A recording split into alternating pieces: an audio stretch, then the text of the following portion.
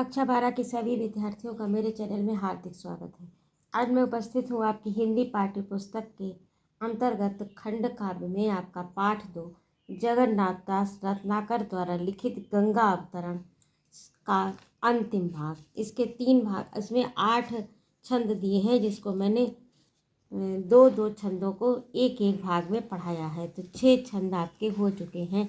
आज आपके 7वां और 8वां तथा पाठ का अंतिम छंद है, अंतिम भाग है। तो आइए बिना विलंब किए पाठ प्रारंभ करें। भई थकित छवि चकित हेर हर रूप मनोहर, होय आने के प्राण रहे तन धरे धरोहर। भयो कोप को लोप चोप और उमगाई, चित चिकनाई चढ़ी कढ़ी सब रोस रुखाई। यानी गंगा जी प्रवाहित होकर गंगा की धारा उमड़ती वेगमती होकर जब शिव के समीप आई। तो ये यहाँ तक आप पढ़ चुके थे कि शिव शंभु सन्मुख जब आई, जब शिव जी के सम्मुख आ गई तो क्या हुआ। भई थकित छवि चकित, शंभु की यानी भगवान शिव के अद्भुत अलौकिक रूप को देखकर गंगा चकित रह गई, यानी आश्चर्य में पड़ गई। गंगा शिव का मनोहर दिव्य रूप देखकर थकित, थकित का अर्थ यहाँ पर शिथिलता से है। यानी जब किसी को कोई व्यक्ति कोई आश्चर्य में डालने वाली वस्तु जब देखी जाती है तो इंद्रियां अपना कार्य करना बंद करके अचानक शिथिल पड़ जाती हैं, उसे देखने लगती हैं, क्योंकि मन जो है वो पूरी तरह से उसमें लग जाता है। जब मन जहाँ पर पूरी तरह से लग जाता है तो इंद्रियां वहाँ पर शिथिल हो जाती हैं और उसमें ही लग जाती हैं जहाँ मन लगा होता है। तो वही है कि भई थकित छवि चकित, शिव के दिव्य रूप को देखकर गंगा शिथिल हो गई, थक गई, यानी आश्चर्यचकित हो गई और उनकी इंद्रियां शिथिल हो गई। हेरि हर रूप मनोहर, हेरि माने देख कर, हर माने शिव, रूप मनोहर, भगवान शिव के मनोहर रूप को, दिव्य रूप को, मन के को हरने वाले रूप को देखकर गंगा आश्चर्यचकित हो गई और थकित हो गई, यानी थक गई, शिथिल हो गई। होय आने के प्राण रहे तन धरे धरोहर, अब उनके जो प्राण है, होय आने, आने माने दूसरे के, प्राण माने रहे, उनके प्राण अब दूसरों के हो गए, तन धरे धरोहर। ऐसा लगता है जो शरीर में प्राण है, गंगा जी के शरीर में जो प्राण है वे क्या है, दूसरे की धरोहर हैं। होय आने के प्राण, अब ये प्राण जो हैं वे दूसरे के हो गए हैं और तन में ये धरोहर के रूप में स्थित है। भयो कोप को लोप चोप और उमगाई, अब गंगा का जो कोप है वह शांत हो गया। भयो कोप को लोप, लोप माने छिप जाना या मिट जाना, तो कोप जो है क्रोध शांत हो गया। जो इतनी वेग से ओजस्वी धार चल रही थी, वेगमती सुरपुर से जो पृथ्वी की ओर अवतरित हो रही थी गंगा की वेगमती धार, वह क्या हुई, कोप लोप, उसका जो है वो लोप हो गया क्रोध का। चोप और उमगाई, और अंदर से उमंगने लगी प्रसन्नता। चोप का अर्थ यहाँ पर उत्कंठा से, खुशी से है। तो यहाँ पर खुशी जो है वो और अत्यधिक, उमगाई अर्थात बढ़ गई।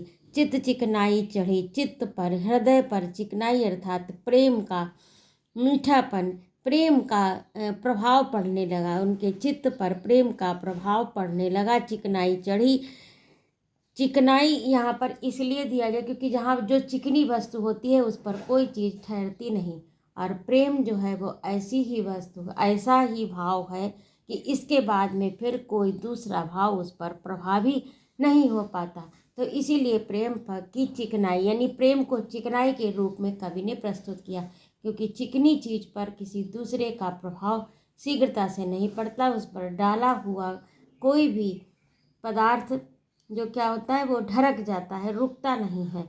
तो प्रेम को इसीलिए चिकनाई कहा गया है, उसकी उत्कृष्टता को बताने के लिए। चित्त चिकनाई, उसके हृदय पर प्रेम की चिकनाई चढ़ गई। कढ़ी माने निकल गई, सब रोष रुखाई, गंगा जी का क्रोध, गंगा जी की रुखाई, सब कुछ नष्ट हो गया और उनके हृदय पर प्रेम की चिकनाई चढ़ गई। कढ़ी का अर्थ होता है निकलना, सब रोष माने क्रोध और रुखाई माने रूखापन, उनका रूखापन, उनका क्रोध सब निकल गया अर्थात नष्ट हो गया। कृपा निधान सुजान शंभु ही की गति जानी। और गंगा जी की ऐसी अवस्था को भगवान शिव ने जान लिया, जो कि कृपा के निधान है, सुजान है, यानी चतुर हैं, हर चीज को समझने वाले हैं। शंभु ही की गति जानी, शंभु ने अर्थात भगवान शिव ने, ही माने हृदय की, गति माने चाल, जानी माने जान ली। यानी कृपा निधान भगवान शिव ने गंगा के हृदय की चाल को, हृदय की गति को जान लिया, हृदय की स्थिति को जान लिया। यहाँ पर गति से तात्पर्य स्थिति से है। दियो शीस पर ठाम, और अपने शीश पर अर्थात शीश पर, सिर पर ठाम माने स्थान दे दिया। वाम करके सन्मानी, यहाँ पर सन्मानी होना चाहिए, वाम करके सन्मानी, यानी वाम बाएं अंग में सम्मान किया उनका, अर्थात बायां अंग पत्नी का अंग होता है, वामा पत्नी को कहते, वाम करके सन्मानी, बाएं अंग में उनको स्थान दिया और अपने शीश पर ठांव दिया। वाम करके सन्मानी, यानी बाएं स्थान पर उनका सम्मान किया, अर्थात पत्नी के रूप में, प्रियतमा के रूप में उन्हें स्वीकार किया। सकुचति ऐचत अंग गंग सुख संग लजानी, सकुचत यानी गंगा जो है वो संकोच कर रही, ऐचत अंग अपने अंगों को सिकोड़ रही हैं, गंग सुख संग लजानी, और गंगा भगवान शिव के सामीप्य को पाकर अत्यंत प्रसन्न है, अत्यंत सुखी हैं और लज्जा के कारण अपने अंगों को सिकोड़ रही हैं। जटाजूट हिमकूट सघन वन सिमिट समानी, जिस प्रकार से हिम की शिखर पर जटाजूट हिमकूट, जटाजूट यानी भगवान शिव के जटाजूट में हिमालय पर्वत की चोटी के समान सघन वन कहा है जटाजूट, यानी जैसे हिमालय के चारों ओर पर्वत जंगल होते हैं, तो उसी प्रकार जहाँ और जो शिखर है जहाँ पर गंगा जी बैठी हैं वो मानो हिमालय की चोटी है, और जो नीचे जटाएं हैं वो सघन वन हिमालय के हैं। तो ये कवि ने उपमा दी है, जटाजूट हिमकूट सघन वन सिमिट समानी, और उस जटाजूट जंगल में जिस प्रकार हिमालय की चोटी पर, जिस प्रकार से हिमालय की चोटी होती है ऊंचा शिखर, हिमालय की चोटी के समान गंगा शिव की जटाजूटों में स्थिर हो गई। और जटाजूट कैसे हैं? सघन वन सिमिट समानी, उसमें सिमट कर, लज्जा के कारण सिमट कर समाहित हो गई, अर्थात जटाजूट से बहने लगी। तो इस प्रकार से जटाजूट का आश्रय लेकर बहने लगी। तो इस प्रकार से ये आपके दोनों आज 7 और 8 पूरा हुआ। इसमें वो छंद जो है वो रोला है, भाषा इसकी ब्रजभाषा है, उत्प्रेक्षा रूपक और अनुप्रास अलंकार है। और इसका जो अभ्यास कार्य मैं बाद में कराऊंगी उसमें मैं विस्तार से आपको सब कुछ बताऊंगी, किस किस अर्थ में, किस किस शब्द में कौन कौन सा, कहाँ कहाँ पर कौन कौन सा अलंकार है, उसमें किस तरह के प्रश्न पूछे जाते हैं। आपका जो पद्यांश होगा इसको आप बहुत ध्यान से पढ़िए, क्योंकि इसमें से आपको 10 अंक पूरे मिलेंगे यदि आपने सही से पद्यांश। अब रेखांकित होगा तो रेखांकित में पता नहीं जो है कौन सा अंश परीक्षा में रेखांकित करके आएगा, इसलिए आपको पूरा ही समझना है।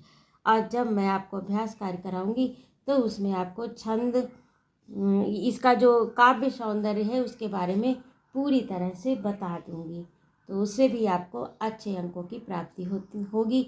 और बने रहिए मेरे चैनल पर। यदि आपको मेरा पढ़ाना अच्छा लगा हो तो चैनल को सब्सक्राइब अवश्य करें, लाइक और कमेंट करें तथा अपने मित्रों में शेयर भी करें, और एक कमेंट मेरे कमेंट बॉक्स में अवश्य लिखें, अपनी प्रतिक्रिया अवश्य दें।